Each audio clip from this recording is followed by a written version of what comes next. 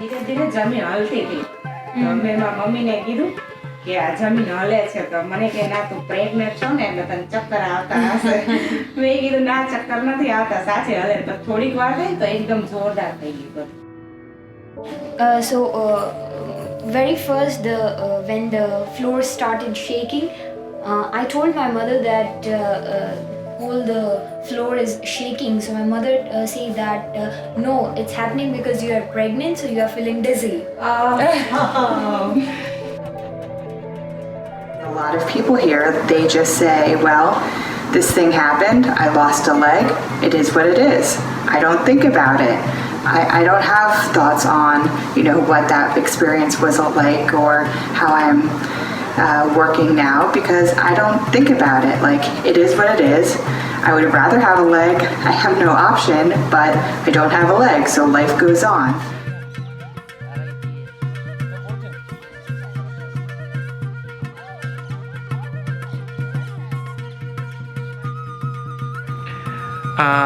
And when we talked to the people of the tragedies that they dealt with the drought and the earthquake was heartening. It, made me cry.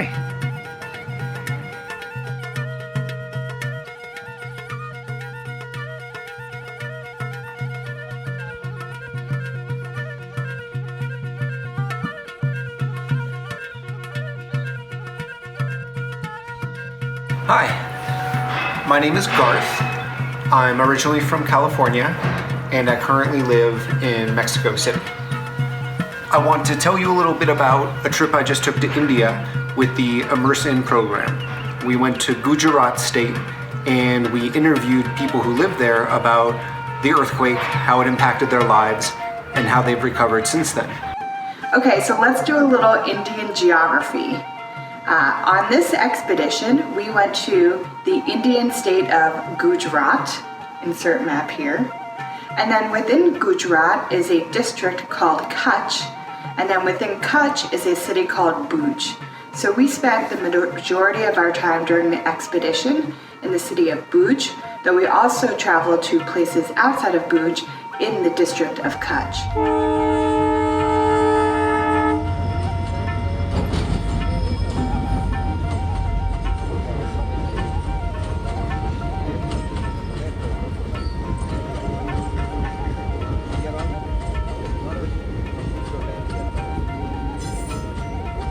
Yeah, so when we arrived in Bhuj, the main city in Kutch, you're immediately struck by the land. If I had to describe it in one word, I'd probably say severe. It's a really unforgiving place. It's a place that continually throws challenges at its people, earthquakes and droughts. Yet for all that severity, it's a really, really beautiful place in its own way.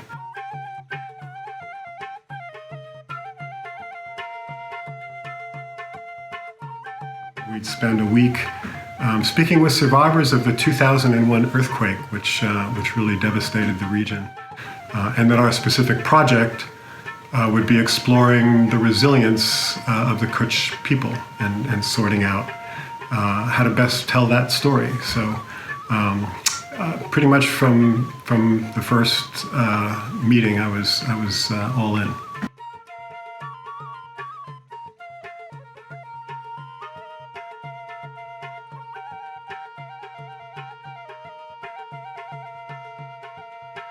When it comes to resilience in the face of life's challenges, I suppose there's plenty of that in the world. Lots of examples of people overcoming obstacles. But it's one thing to talk about or think about an idea like that, and it's another to really drill into it up close from the perspective of someone who's lived through it. And it was really useful to me to hear how a culture that's very different from mine found its balance. How it preserves something like grace in the face of a life-shattering event. And by the end of the conversations, I felt I had a little better sense of what it takes to stay human, while we rise above challenge. Maybe some lessons to draw on, if one day I should find myself in that situation. So I think it's important to talk to people who have survived this tragedy because it gives their stories lives. It gives their stories meaning and relevance, and it gives their stories exposure to a greater international audience. A lot of people were just really grateful that we were there to listen and to document their experiences. And it was so moving to me to see how moved they were to just have us there to almost bear witness to history. As a photographer, this was really an interesting project from a visual standpoint for me, because I work primarily in black and white. It's just what I gravitate to. But once I arrived, I realized very early on that color is a really important part of this place, and to the story that I had to tell. Kutch is basically beige. It's stark, it's empty, it's monotone. And so the people here have taken it upon themselves to kind of fill it up with the thing it lacks, which is color. Lots of it, everywhere. It's in the clothes and it's on the walls and cars and scooters. And none of it seems accidental. They're very conscious of filling their world with this thing that they otherwise lack. And so color is really critical to how these people find a balance with their environment. And it, over the course of the week, it sort of became a badge of sorts for me for this idea of resilience that we were exploring. And so, that was kind of an uh-oh moment for me. It forced me out of my comfort zone. It forced me to see things differently as a photographer. And that was unexpected and ultimately really useful to me, I think. It kind of taught me some new tricks. Visits to the households were extremely intimate.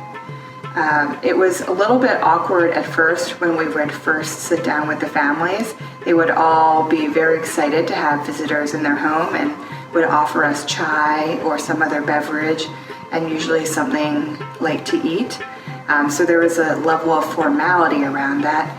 And it was really challenging to try to break that formality and create intimate closeness and intimacy while asking people about such a traumatic event that deeply impacted their lives.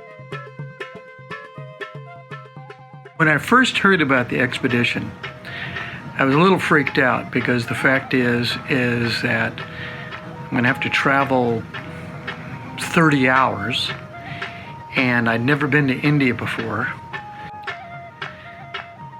Reflecting back on the experience, India was one of the best experiences I've ever had in my life.